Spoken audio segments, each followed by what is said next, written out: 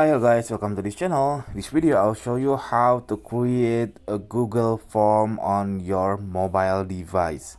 So here my phone is Android in iOS, and then I want to make a Google form on my mobile phone. If you open your Google Drive, there is an option of adding files. Wait, where is my Google Drive?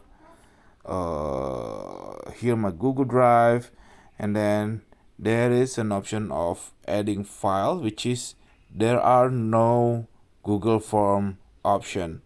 So I've been looking for on the Google Play that Google Form apps. Also I got nothing. So see, I have the search of Google Form, and I got nothing. Instead I got another apps. I don't want it. So what you have to do, you just open your browser, let's say it's Chrome or Safari and so on. You just sign in to drive.google.com.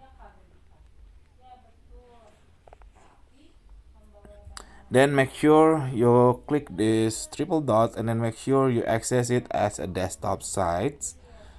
So I will revert it for you. This is the mobile site, and then I want to change it as a desktop site.